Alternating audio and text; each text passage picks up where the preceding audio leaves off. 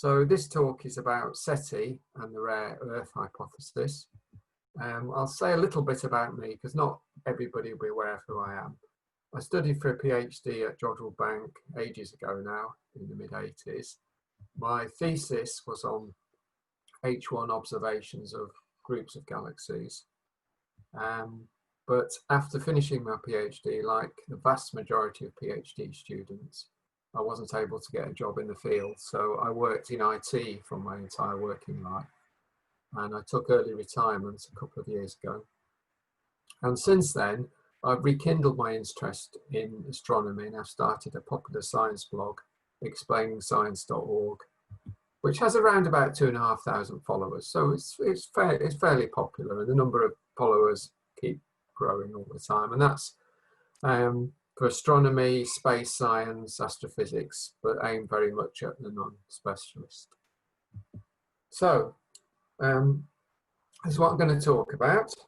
I'm going to talk about an overview of SETI, explain what it is, what we're looking for. I'm going to then talk about the searches which have been done previously, starting in the 1960s, the ones that are going on now, and any future searches that are planned. Then I'm going to talk about the rare earth hypothesis, and that is the reason why these searches perhaps haven't found anything. Right, so let's start about SETI. SETI is something which has always been in the public imagination, and it's caught the interest of many people over a long time, and there's been many books, films, TV series about this. Close Encounters for the Third Kind being a classic one, E.T., etc. And one that stuck in my mind was the 1977 movie called Contact, where Jodie Foster's character, she detects an alien broadcast from a nearby star while she's listening to radio signals. And it's a massive box office hit. However, the main character listened to alien signals with headphones, which is perhaps a bit unrealistic.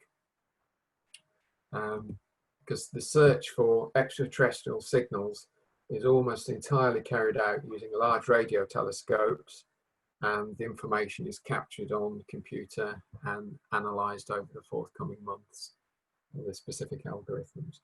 So yeah, I mean, SETI search is done with radio telescopes, using the same radio telescopes which are used to observe astronomical objects like galaxies, gas clouds, stars, solar system objects, which transmit radio signals over a range of frequencies. In fact, even the large radio telescope at Jodrell Bank has been from time to time used by SETI to search for extraterrestrial signals.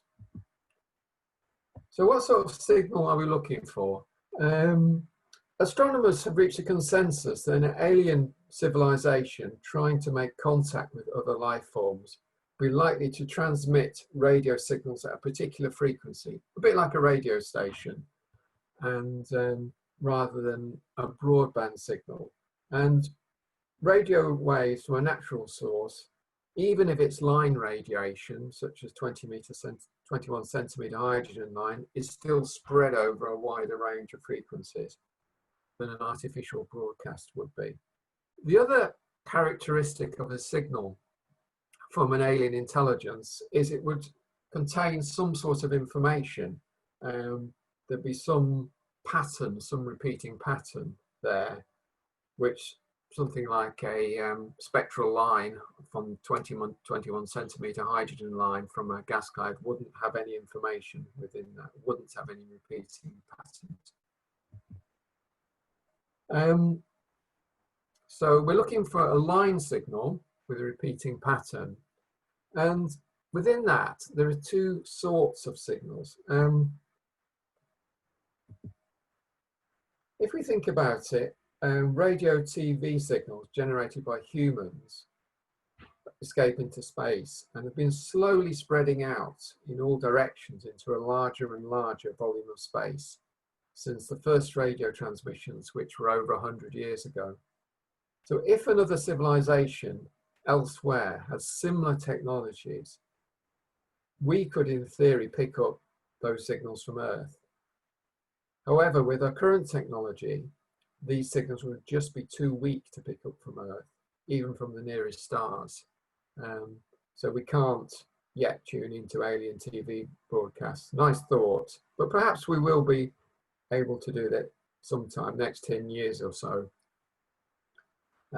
as sensitivity improves. Assuming, of course, that anyone out there is sending these signals. The second sort of signal would be a deliberate message to contact us. So this would be an alien signal sent by an alien civilization using a powerful transmitter deliberately beamed at Earth, with the intention of letting us know that they're there and they're probably trying to tell us something about themselves.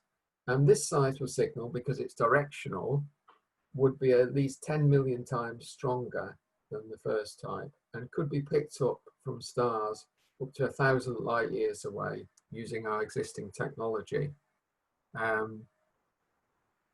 Deciphering such a message would be incredibly difficult to do, but I imagine if one was detected, there'd be many, many, many people who'd be willing to spend the whole lifetime trying to figure it out. Probably the most famous example was the Arecibo message, which was sent from the Arecibo telescope in Puerto Rico back in 1974.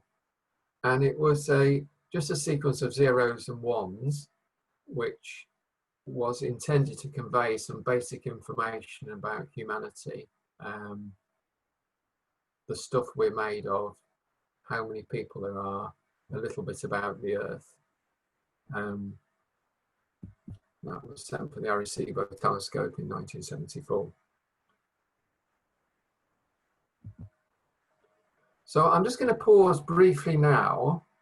Does anybody have any questions on what we've said so far, or shall I carry on to the next section?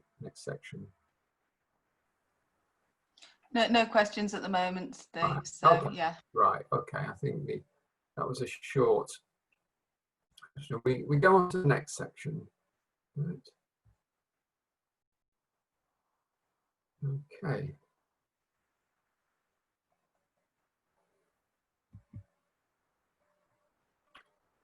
So what we're talking about now is the searches that we've done so far.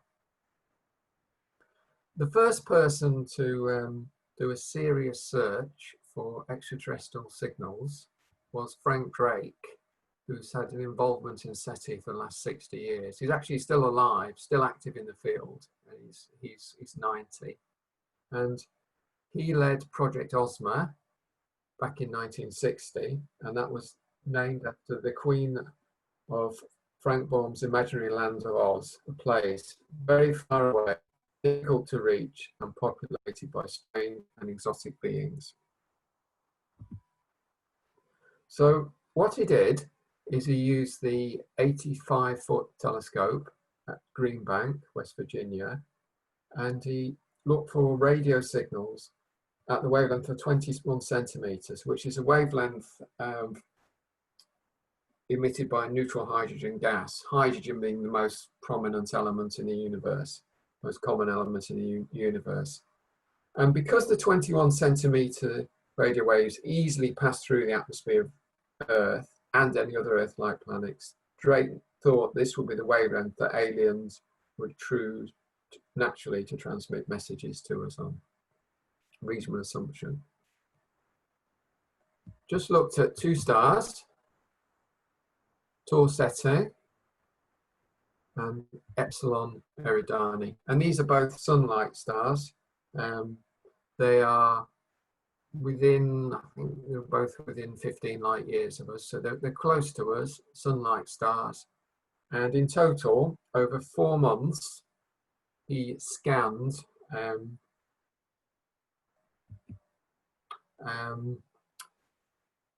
4,000 narrow radio channels over a 4-month period.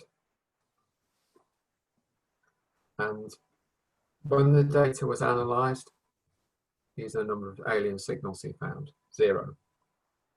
So about 12 years later, Drake's team expanded the search, sorry, to 670 sunlight stars. So he went out to bigger regions of space and scanned over a wider range of wavelength, but still very much focusing on the 21 centimeter line.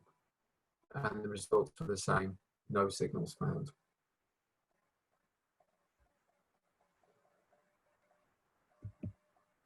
Going to go on a little bit more to the later work. Now, one thing that's need to say about SETI is it's something that's difficult to get telescope time for. It's often seen as being sort of almost not a serious pursuit as mainstream radio astronomy. And his assumption is you're never going to find anything because there isn't anything there, and people have been doing it for some time without detecting anything. So a general statement is it can be difficult to get telescope time for SETI. But two recent projects are Project Serendip, which is started back in 1979 and is still ongoing. And I'll talk about this on the next slide because the scope of the project has changed over the last 40 years.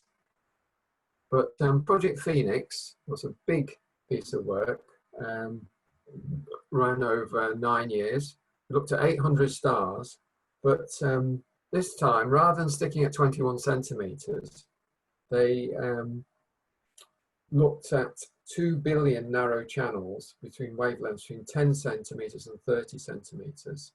And it's quite a big data gathering exercise. Again, the data was analysed looking for any sort of repeating patterns which only occurred in a narrow channel, something indicating there might be some information there. And when the project finished in 2004, no extraterrestrial signals were detected, which led the project leader to conclude that perhaps the Earth might be in a quiet corner of the universe. So Serendip. Sorry, Steve. Can I just interrupt there? When you say with the analysing of the data, I remember downloading something for SETI for them to use when I'm, the quiet time on my own computer to analyse data. It was called.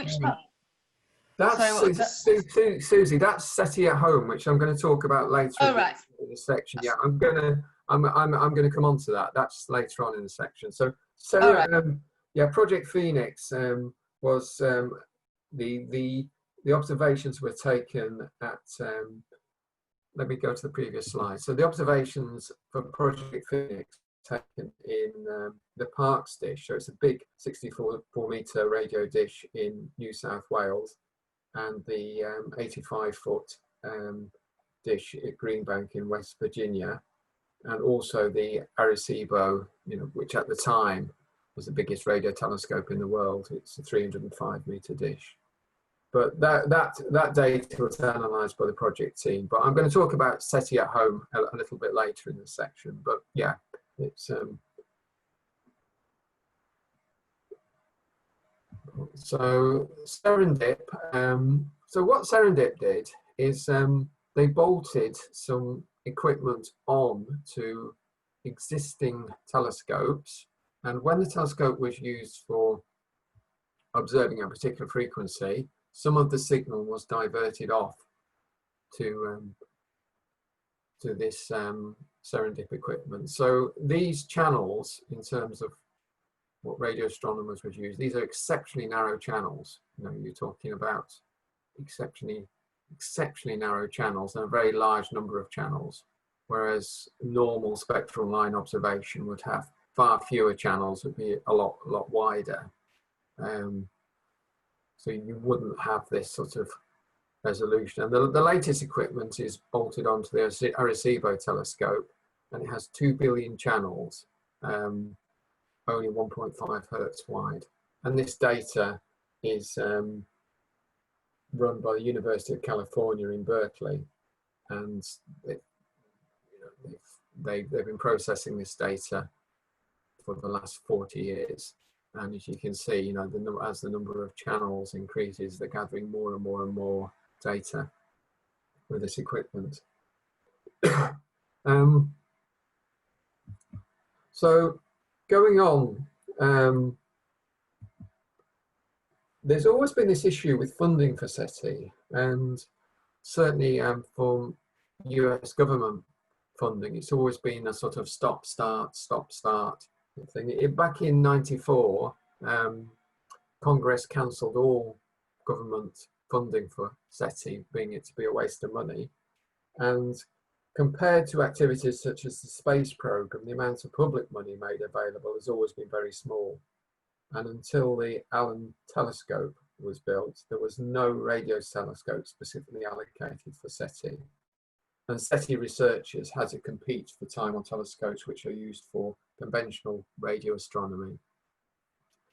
And in general, conventional radio astronomy has always been given priority. And for that reason, a lot of these projects are privately funded either by rich donors, and I'm going to talk later on in this section about a particular initiative which is underway by a very rich donor, and something called the SETI Institute. So that's on www.seti.org, and that's a non-profit making private institution dedicated to SETI. And this has funded a lot of these projects, including the analysis of Project Phoenix was privately funded by the SETI Institute. Now, the Allen telescope, SETI finally got its own telescope. The Allen telescope was built in California, and it consists of 42 separate dishes, each 6 meters in diameter. And the signals from the individual dishes are combined to give the same sensitivity as a large single dish telescope at a fraction of the cost. Now, it started operation back in 2009, but it hasn't been used since 2009 because they had a pause where they ran out of money. They had a pause with when there was some weather damage to some of the telescopes. So there's been it's been on off a bit since then. But this is a telescope which is SETI as one of its probably its main focus, and it's set up so it can cover different wavelengths at the same time, between 3 centimeters and 30 centimeters, and this will greatly speed up the search. And over the coming decades, it will cover 1 million stars for non-natural extraterrestrial signals and have the sensitivity to donate a strong signal. So that's something like the Arecibo message out to a distance of 1,000 light years. Now, bearing in mind when Drake did his first survey, he looked at 2 stars. Project Cosmo 2 looked 870. The Allen telescope is going to look at 1 million, and 1 million over quite a range, over a huge range of wavelengths. So this is many orders of magnitude broadening the search, or broadening the search by many orders of magnitude. And it's named after. Well, this is just the website. If you go onto seti.org/ATA, then that will give you a little bit more information about it. And it's named after the main donor, Paul Allen, who died a couple of years ago. He was co-founder of Microsoft with Bill Gates, and he contributed more than $30 million of his own money during his lifetime to this project. I mean, he was very keen on SETI, and he allowed this thing to be built. Now this is preempting, oh, not preempting, this is addressing Susie's question. SETI at Home was a project which ran for about 20 years, and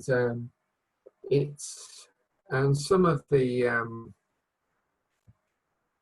and it used data which was passively gathered by telescopes, mainly Arecibo and Green Bank, while the telescope was used for other scientific purposes. The data was then digitized, stored, and sent to the SETI at Home facility at University of California in Berkeley. And the data was then parsed into small chunks, sets of frequency and time range, and analyzed to search for any signals. And this was done using distributed computing on people's home PC. So you could download an app onto your home computer and receive data from the SETI facility at University of California in Berkeley, analyze the data, and then send the packets of data back. And then if you'd identified, if the programs had identified something that might warrant further study, then that could then be analysed further. And this made a difficult problem in data analysis, reduced it to a more reasonable one by using all these mass computer resources of people's home PCs. The activity stopped in March 2020.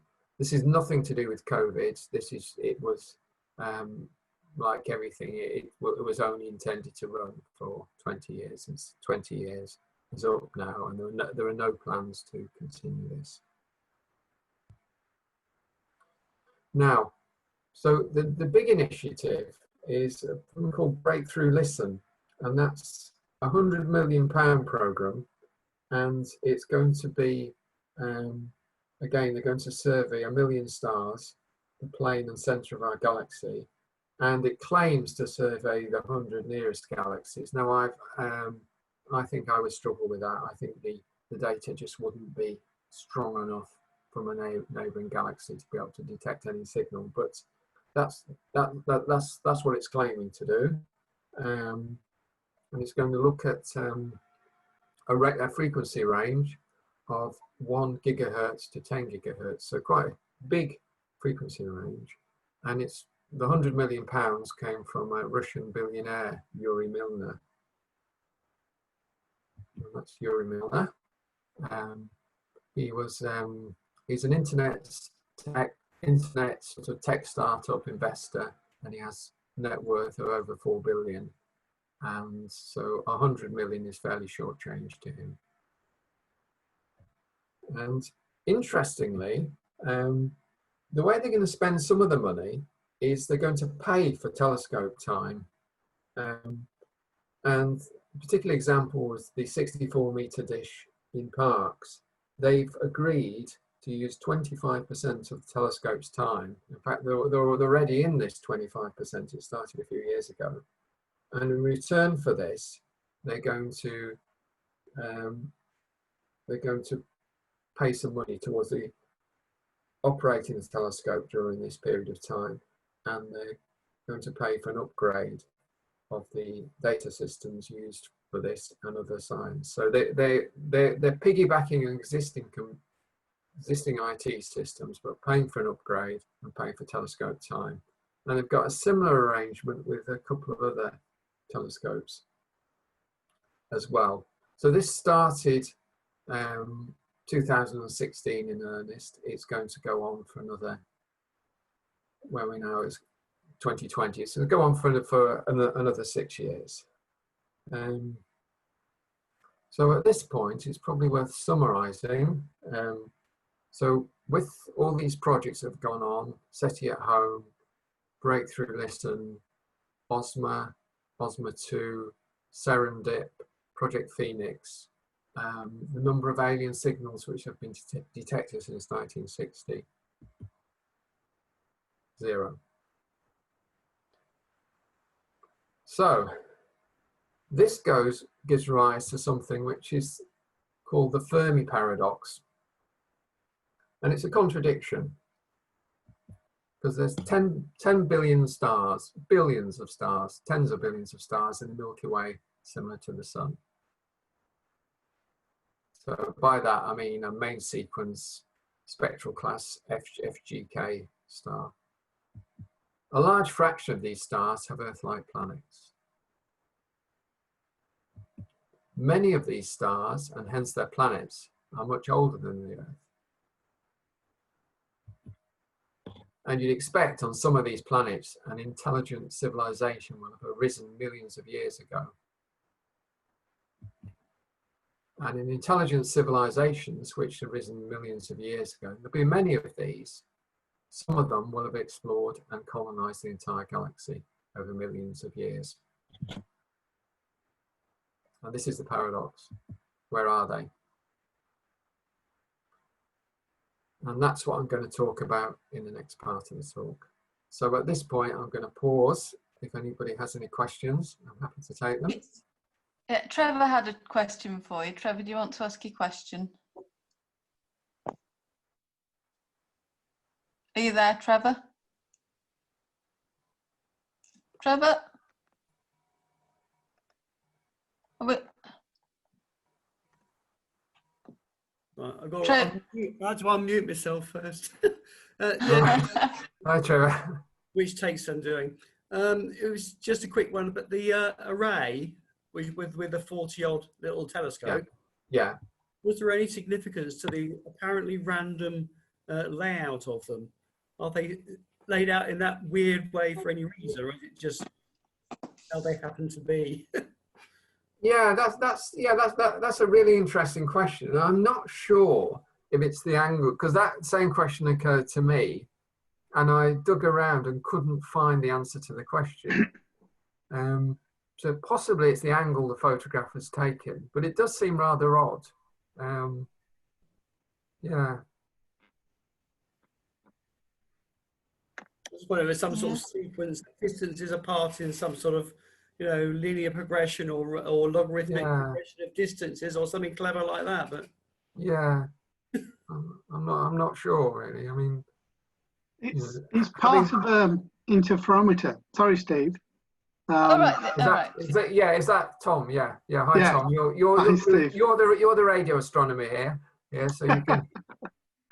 Yeah, if you think of a radio telescope, it's like a single pixel on a camera looking at the sky. So you get a tiny blob of information, that's it. If you separate your antennas and have a lot of them, if you do a regular pattern, you get some information. But if you do a log spiral, for example, you can take pictures of the sky and correlate it with the drift of the Earth, the rotation of the Earth. So you get a lot more pixels. So that's how you get these lovely pictures that you see of nebula and galaxies and things in the radio. But yeah, they do look randomly placed. But if somebody shows you the mathematical layout that goes over the top, it makes more sense. Yeah. I think that's what I expected. Strange angle. Sorry, Steve.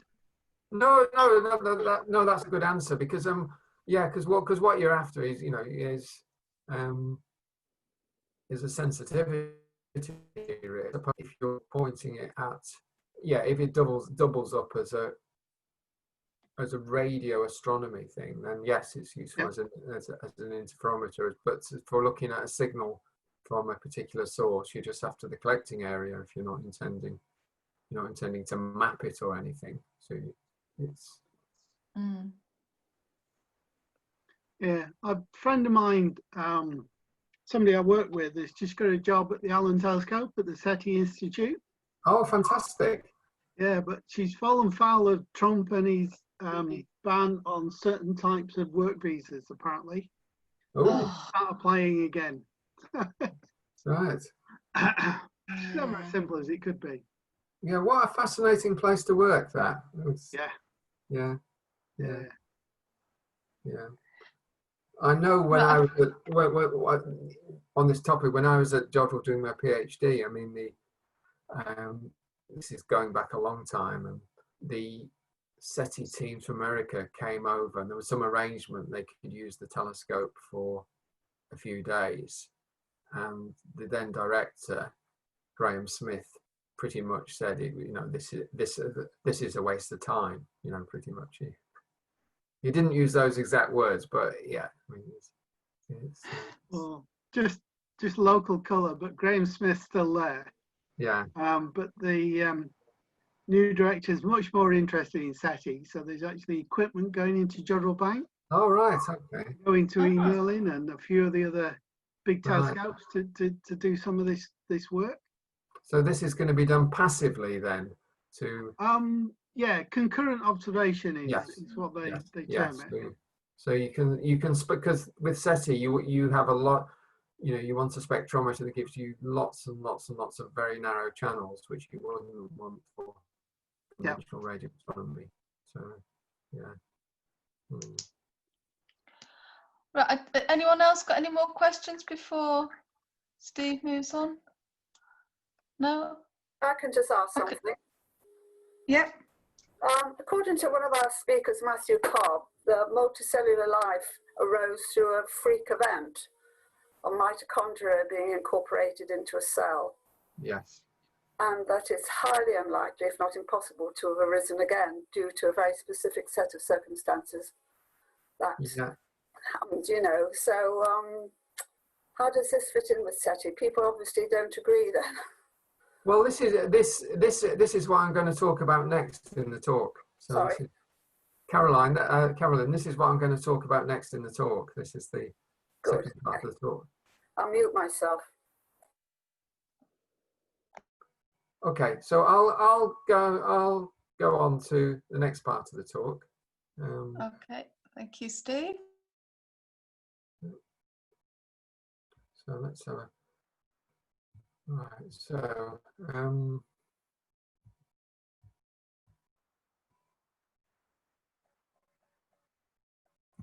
yeah, so we finished at the Fermi paradox, which is there should be lots of them. Where are they? So one explanation why SETI hasn't found anything is something called the rare earth hypothesis, which means that Earth-like planets containing complex life forms, such as ourselves, are extremely rare in the universe, and it's only a series of highly improbable events that has led to the evolution of intelligent life on Earth. And this phrase, rare earth hypothesis, was coined in the year 2000 in a book by geologist and paleontologist Peter Ward and astronomer David Brownlee. And what I want to say at this stage is this is only a hypothesis and it's not shared by all astronomers by any means. But like many things, you know, the idea itself isn't new. There's a more technical book by astronomers John Barrow and Frank Tipler back in 1986 called the Anthropic Cosmological Principle, and that explored similar ideas. And more recently, there's John Gribbin. He's a physicist, but also a popular science writer, and he's well worth a read. He's very good at putting complex ideas into a common language. And in 2011, he came up with a book called Alone in the Universe, Why Our Planet is Unique, which again explained the same viewpoint. So when talking about the number of intelligent communications in our galaxy, the amount of intelligent communicating civilizations in our galaxy, an equation that is often used is something called the Drake equation, which I'm sure many people will have heard of. And I've written it here. It's 7 numbers multiplied together, which give you a number called n. And n is the number of intelligent communicating civilizations in the Milky Way galaxy. So these numbers, R is the average number of stars formed per year in our galaxy. And current estimates are that this has a value of around about 3 to 10. FP is the fraction of stars within our galaxy which have a planetary system with 1 or more planets, expressed on a scale of 0 to 1. So a value of 1 means that all stars have planets. 0 means that no stars are planets. Current estimates, as we're finding more and more exoplanets, is that FP is quite close to 1. NE is the average number of bodies, which are either planets or moons of planets, with the right conditions to support life. So for this to happen, you must have liquid water somewhere on the planet. And a reasonable value, which many astronomers would agree with, is around about 0.4, meaning that out of every 10 stars worth of planets, 4 have bodies which could support life.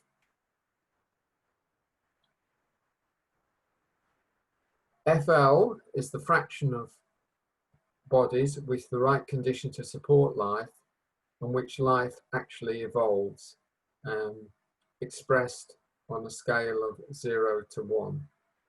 And a value of 1 means that on all planets with the right conditions of life, life will always evolve.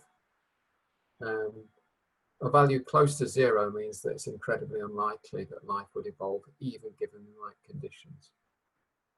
Fi is the fraction of bodies having life on which life has evolved into intelligent civilizations, again expressed on a scale of 0 to 1. And this is a number which there is no consensus amongst astronomers about what this value is.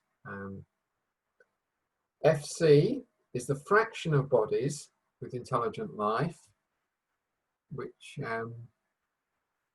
and these then, that intelligent civilizations then go on to develop a technology that releases signs of their existence into space. For example, for the last 100 years, humanity has been an intelligent communicating civilization because we've released radio and TV signals into space, which could in theory be picked up by a nearby alien intelligence with a sensitive enough receiver tuned to the right frequency. And no one knows what the value of FC is.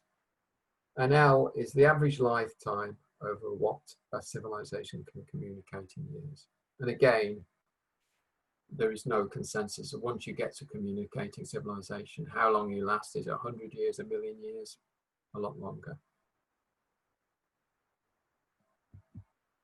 So those are the numbers. And as you can see, you know, the last 3 are unknown.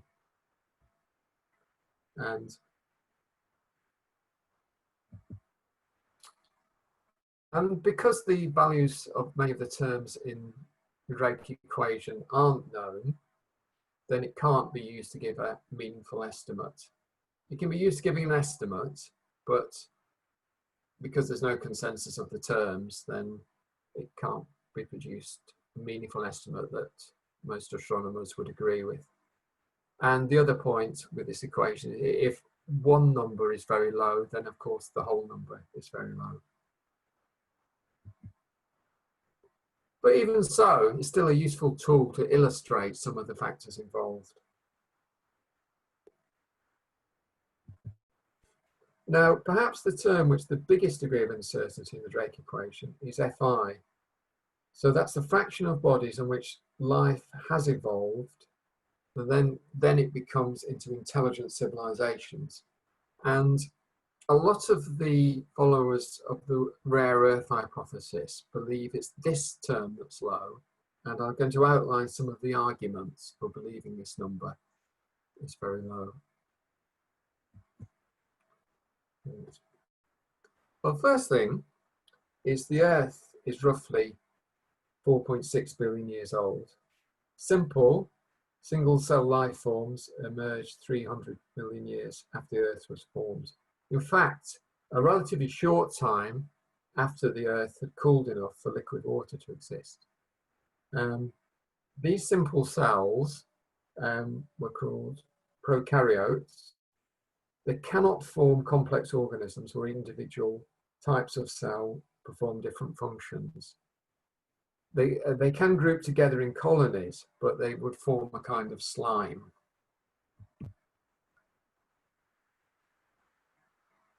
But I think this is the point that Carolyn alluded to earlier. All complex life on Earth is based upon cells called eukaryotes. And these cells have a nucleus which contains the genetic material of the cell, structures called mitochondria which regulate the cell's energy, and other specialized units called organelles. And this is quite interesting because the first eukaryotes didn't emerge for 2 billion years after prokaryotes. So prokaryotes came quite quickly, 100 million years perhaps after the Earth was cool enough for water to exist. But it was another 2 billion years before eukaryotes. And this would indicate it's a bigger step in evolution than the emergence of the first simple cells. And it could be the case that the large number of sub-steps you need to go through in order to say get mitochondria incorporated into a cell, have the cell genetic material in the nucleus, have all these other specialized structures. There are so many complicated sub-steps that on average, if you were to take a world where life had evolved, then on average it might take tens of billions of years to go through all these steps, and that on Earth it's just happened pretty quickly. And in the vast majority of cases where even with the right conditions for life to emerge, there is no further evolution beyond the prokaryote stage.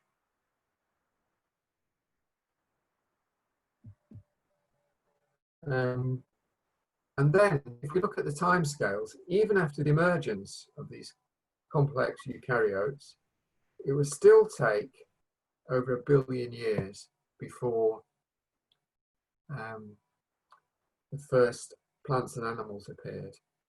And in these organisms, cells are specialized, so different types of cell perform different functions within the organism. So there was still a long time to go from eukaryotes, which could potentially form complex organisms, before complex organisms themselves forming. And it might well be the case that even if something akin to eukaryotes emerge on a planet, which have the potential to eventually form into multicell organisms, evolution proceeds no further. Perhaps the average time to evolve from complex cells, eukaryotes, to multi-celled organisms, even given favorable conditions, might be 5, might be 10 billion years. And just on Earth, it's happened on average more quickly. Now, it's taken 600 million years from the appearance of the first complex animals, the emergence of Homo sapiens in Africa. It's about 200,000 years ago. So relatively short space of time. Over this time, evolution hasn't proceeded smoothly. Species have disappeared and have been replaced by other species which are better suited to the changing environment. However, disappearance of species doesn't occur at an even rate. Every 50, 100 million years have been catastrophic events which have caused periodic mass extinctions when a large number of species fail to survive. And the most dramatic of these is this one here, was the end of the Permian period, round about 230 million years ago, when 95% of land and 70% of sea species became extinct. Example here is a trilobite, which has survived for 300 million years before it finally became extinct at the end of the Permian period, 230 million years ago. But perhaps the greatest extinction, not in terms of number of species, but in terms of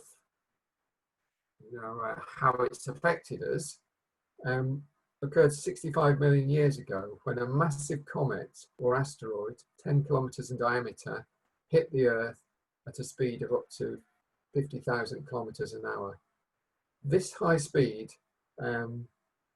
coupled with its huge mass, meant that it smashed into Earth in an area which is now the Yucatan Peninsula. with a kinetic energy equivalent to 6 billion times the atomic bomb dropped on Hiroshima at the end of the Second World War. So this impact would have melted much of the local crust and blasted molten material outwards. Any object near to the impact site would have been instantly vaporized. And such was the energy of this impact, it would have blasted some of the Earth's crust upwards. There's so much velocity that it would have hit escape velocity and gone out into space. Over the next few hours, molten rock, dust, ash rained down on an area millions of square kilometers, and this hot material would have ignited fires and destroyed all plant and animal life within a large area. And there was worse to come.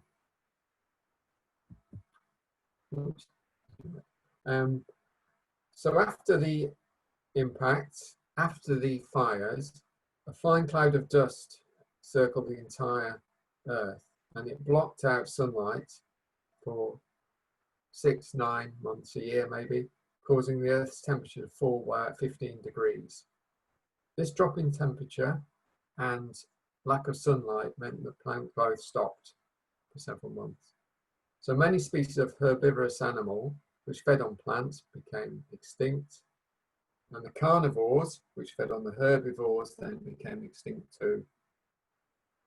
75% of species alive before the impact became extinct, including every species of dinosaur.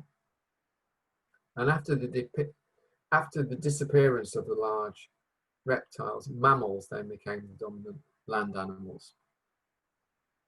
Now, if this was to happen now, then humanity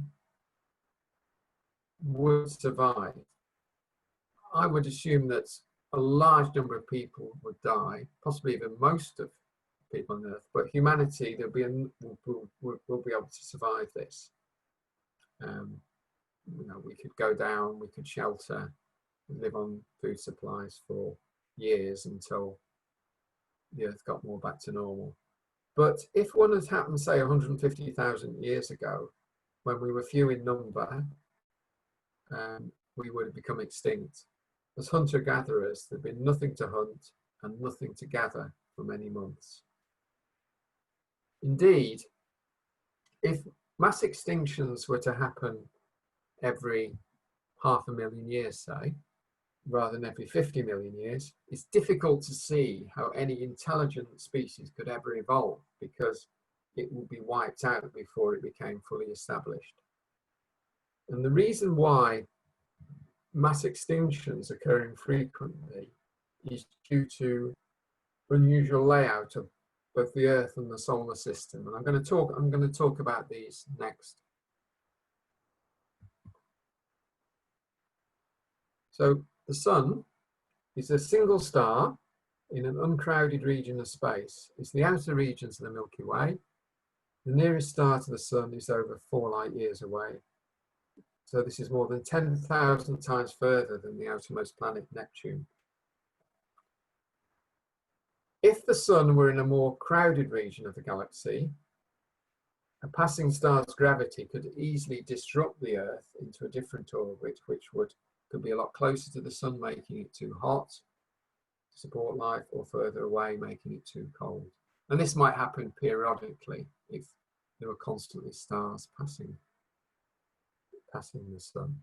This doesn't happen because the Sun is in a relatively uncrowded region of the galaxy.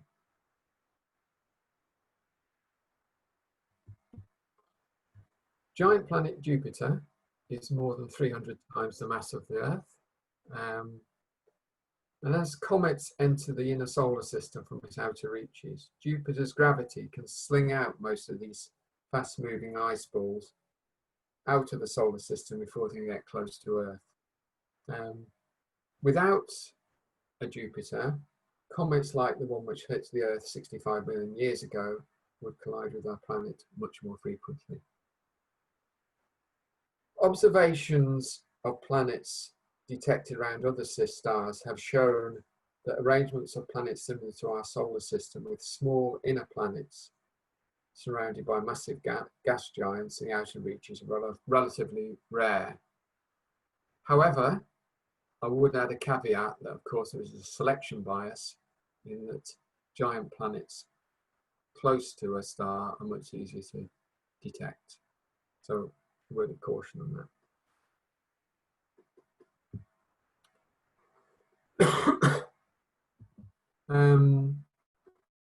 It's not enough for a planet just being a habitable zone. In order for life to evolve, the planet must be large enough to retain a significant atmosphere.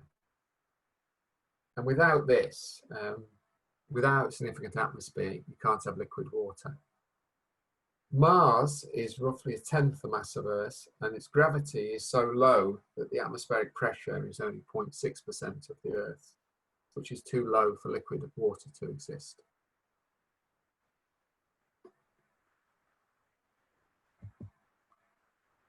Role of the moon. Another factor which may be essential to the emergence of complex life forms is the presence of a large moon. Now, the moon is 25% of the Earth's diameter, as I'm sure nearly everybody knows, and it's only 380,000 kilometers away, which is a very short distance in astronomical terms. And it's much larger in comparison to its parent planet than any other moon in the solar system by a huge fraction. Back in '93, a French astronomer, Jacques Lescar, ran a series of calculations trying to work out what would happen to the Earth's actual tilt if the moon wasn't there. And his results indicated without the moon, then the Earth's rotation axis would wobble widely between 0, where you have no seasons, and 70, 80 degrees, where you'd have pretty much 6 months of summer, 6 months of winter. And that sort of arrangement would be very difficult for life to get established on. This sort of swing periodically every few million years between having no seasons and extreme seasons would be more difficult for life to get established on. Another interesting role of the moon is, as many of you may know, the moon is slowly getting further from the Earth. It's earlier on in its history, when it was first formed, it was a lot closer to Earth. And there were massive tides at that point, and these created tidal pools which were periodically flooded and then dried out. And this led to chemicals in seawater, early amino acids, becoming concentrated in these pools. And this is the warm tidal pool theory of life, that life originated in these tidal pools where concentrations of amino acids were very high. And without the moon, tides would be a lot weaker, and we wouldn't have these tidal pools.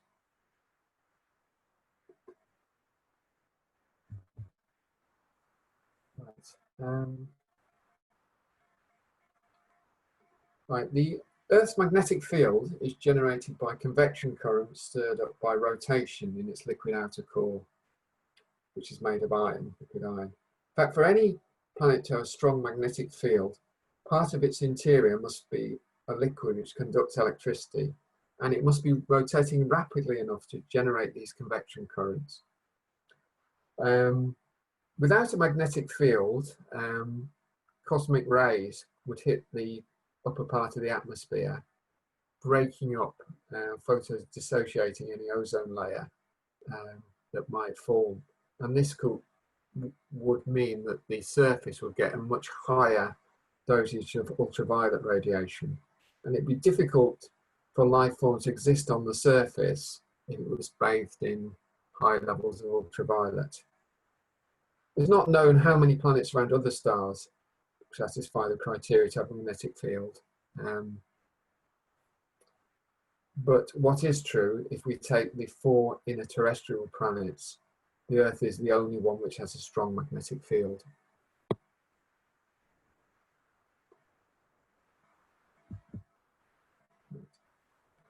So we've talked about mass extinctions, you know, and sudden climate change, impacts of asteroids and comets. But in addition to these, all species come under pressure due to changes in climate, such as ice ages, volcanic eruptions, loss of habitat, new diseases emerging, and competition from other species which for the same food resources and shelter. And the first Homo sapiens emerged in Africa and were quite vulnerable to becoming extinct. 75,000 years ago, a supervolcano erupted in Indonesia. They call it the Toba supervolcano. And this, to show you some scale of this, you know, the Krakatoa eruption, 1883, which caused the fall in temperatures, it ejected 18 cubic kilometers of lava. Mount St. Helens, 1 cubic kilometer. Toba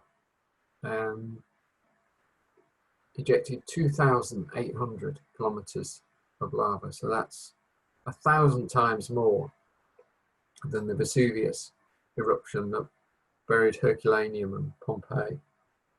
And this would have caused a substantial fall in global temperature and would have put the early humans under population pressure, because some of the crops they fed, plants they fed off, wouldn't have grown so well. And some recent estimates that at one point there were only 15,000 humans would have survived. So there was a population bottleneck about 75,000 years ago. We did get through it, but because obviously we're here now, but at that time there's a good chance that humanity could have become extinct with that tight population bottleneck 75,000 years ago. So we've talked about various reasons for believing the emergence of intelligent life is unlikely. What I'm going to do now is just sort of put them together and these are some of the conditions that have to be in place for single-celled life with prokaryotes to move to intelligent civilizations. First thing is single-celled creatures must have evolved into complex cells, something akin to our eukaryotes. Then the complex cells must have evolved into multi-cell creatures. The star must be a single star in the outer region of the galaxy. Most of the stars in the galaxy aren't in the outer region. It must have a giant planet in the outer reaches of its solar system to reduce the number of comets coming into the inner solar system. Must be a sun-like star, spectral class FGK. Brighter stars, they don't live long enough for evolution to occur. Red dwarf stars, you've got two problems. Firstly is the red dwarfs generate most of their energy in the infrared, so obviously they'd need a different chemistry because chlorophyll wouldn't work. But putting that to one side, they would have to be so close to the planet to be in the habitable zone because of the fact that red dwarfs are small and they're red, and the amount of radiated energy goes as the fourth power of the temperature. So if you've got a red dwarf, let's say a 10th the diameter of the sun, it's half the temperature, it generates a 16th of the energy, and it's also a 10th the size, so that's, you know, 100th the energy. So the planet would have to be very close, and this closeness would mean it would be tidally locked. So one side of the star, one side of the planet would face the star and be permanent sunlight. The other side would face away and be in permanent darkness.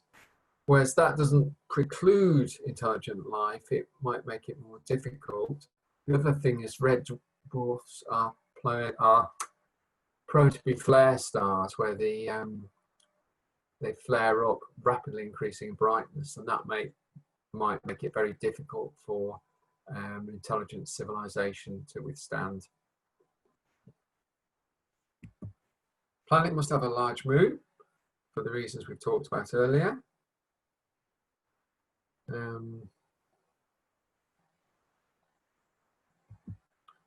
Planet must rotate fast enough to have a magnetic field.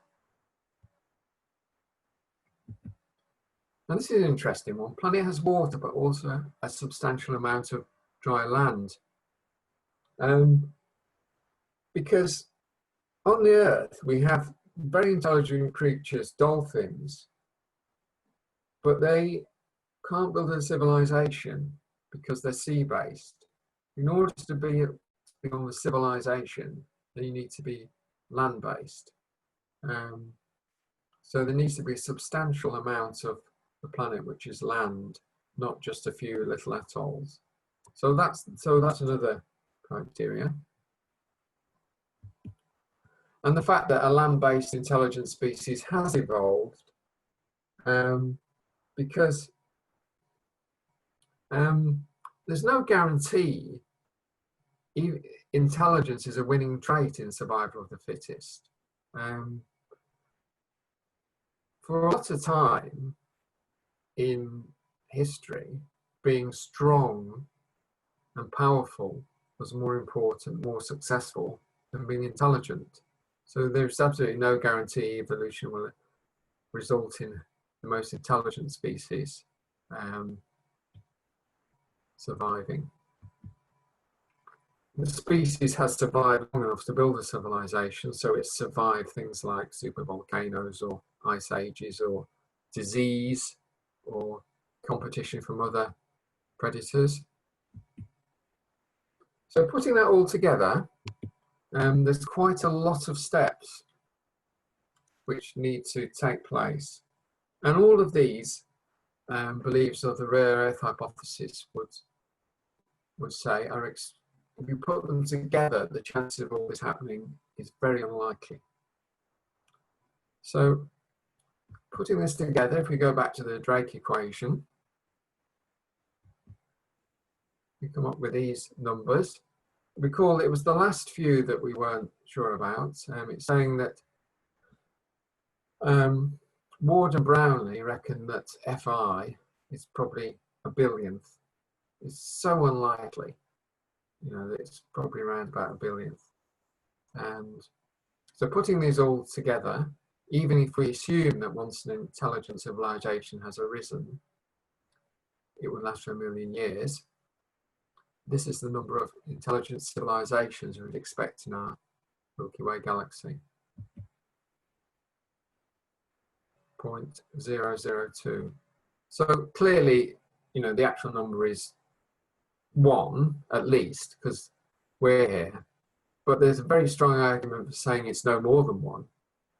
And so if we say that n is 002, then the conclusion are we're not only this only civilization in our Milky Way galaxy, but there are no other civilizations in any other galaxies within tens of millions of years of our light years of our Milky Way. You'd have to look at 500 galaxies before you had a chance of finding one civilization.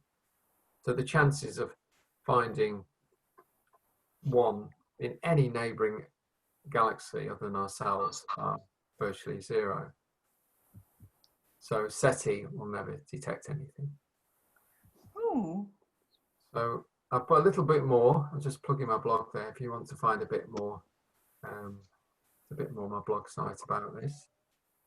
And any questions? Louise, you had a question. Do you want to ask your question? Yes, I noticed you talked about Saturn being the. Hang on, I'll put myself on video as well. A second. Yeah, I can see you now. was just eating my tea. That you talked about Saturn being the sort of planet that was saving us from all these comets and things that were coming in and crashing into the surface. And obviously we know about Schumacher-Levy, because that was filmed crashing into the planet. But do we know that there are so many more? Are we aware of? How do we know that there are so many more? I mean, again, I wouldn't, I'm not an expert on this. It's actually Jupiter, not Saturn. But sorry, beg your pardon. No, it's fine. Well, the thinking being that outside the outer reaches of the solar system, there's something called the Oort cloud, and that is a cloud of icy type objects. And every so often, a passing star will disrupt this cloud and send stuff into the solar system. And this is where comets come from. There's this huge reserve of comet-like bodies, probably half a light year. That's that sort of distance, maybe, stretching from well beyond the orbit of Neptune to half a light year or more. And this provides a huge reservoir of material, which and this is where comets come from. Most comets are very long periods. They come around the sun, and some of them, and then they disappear off into this Oort cloud, and they're not seen again for hundreds of thousands or millions of years. But every so often you'll get a short one that's disrupted within a short period comet, and every so often one will change, come in from the outside and whiz past the Earth. And happens every 50 million years or so that you'll get an Earth grazer. And the thinking being that if Jupiter wasn't there, if you run the models without Jupiter, then you get them coming in a lot more often. Right. Okay. But do we think that there are so many of them? That was I think. There's an absolutely huge number. Yeah. I mean. Yeah. Oh, okay. Yeah. I know they call it. Do they call it the vacuum cleaner of space or something? Yeah. Yeah, I've heard. I mean, it's called the Oort cloud. It's named after Jan Oort, who was a Dutch astronomer, and he died about 20 years ago, and he did a lot of work on comets. Yeah. Okay, thank you. Has anyone else got any more questions? I have. Susie. Hi. Hello from Budapest. Oh, hello. Oh, hi, Cos. Hello from Budapest. Wow. After I saw Pierre's fantastic cosmic background, I picked up this wonderful poster, right, from the Czech Republic. It's all looks very nice. Yeah. Oh, it's wonderful. It's got mythological characters on, science, summit. It's a joy. It really is. Yeah, it looks very busy. That. Yeah, it's great.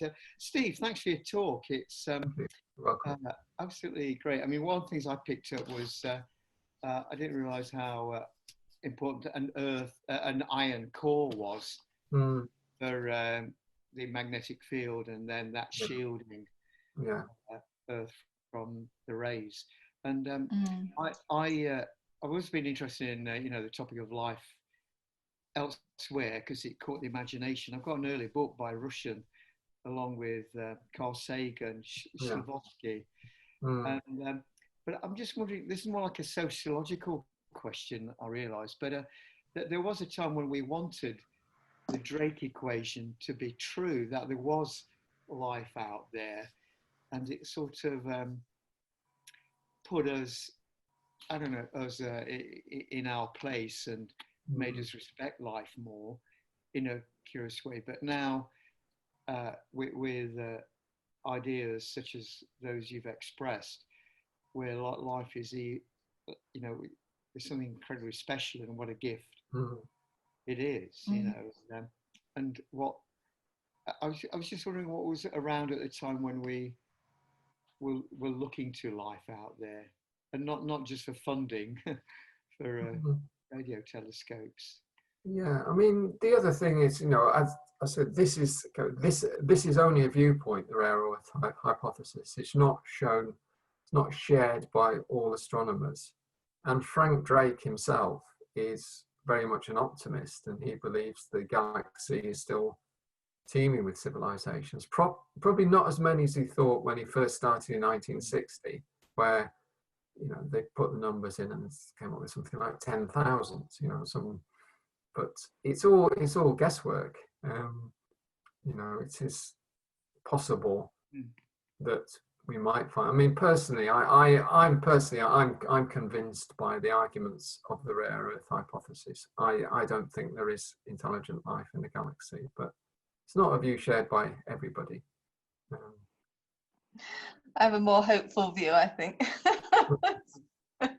I always live in hope. But it's also, as we find out more, I mean, I don't know if anyone saw the programme, I think it was on in the last week, it's certainly on the iPlayer, called Pluto Back from the Dead. And that's fascinating. No, I didn't see that. Did you see that, Steve? No, I didn't. No, sorry, no. sorry.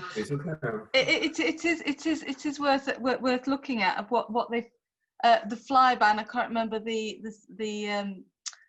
craft that went past it that did the flyby and took New Horizons. New Horizons, that's it. And what it was saying, that what they sort of, just from those, that you know, that things were happening in the atmosphere, creating sort of not organic life, but the molecules for the potential for organic life were created in the atmosphere, and then they were falling down onto the surface of Pluto and things. Well, we just thought it was a dead rock before. So as we gather more information from out there, it'll be interesting to see how thoughts change, you know, things change really in viewpoint. Of course, Pluto is very cold, of course. Well, yeah, I wouldn't expect. Well, they're also saying that there's a possibility of a warm ocean underneath the outer core, so there may possibly be the potential for life in that ocean. So I've got what's that, Andrew, that you put on there? 2 possibilities exist: either we are alone in the universe or we are not. Both are equally terrifying, and that's from Arthur C. Clarke. Thank you for sharing that, Andrew. Well, I'm going to clap for everyone. Thank you, Steve. So it doesn't get too loud. I think that's given us a lot to think about, hasn't it, for the summer. And I do recommend having a look at the program on Pluto. It was very interesting indeed. I've got a few things left that I'd like to say. First, well, thank you, Steve. That's great. I also thank you to Carolyn for setting up the Zoom meetings on her university account, and sorting all those out, and hosting the session. So thank you, Carolyn. And I'd also, someone I did forget to thank earlier was Zainith, for putting together the monthly Sky at Nights, and through to September is now on the website. And thank you to Andrew who puts it into a PDF and then puts it up on the website each month. So thank you for you too. So thank you. And we do have an observing group on WhatsApp, which we all alert each other to things that are out there, and that's been quite active with the Comet Neowise.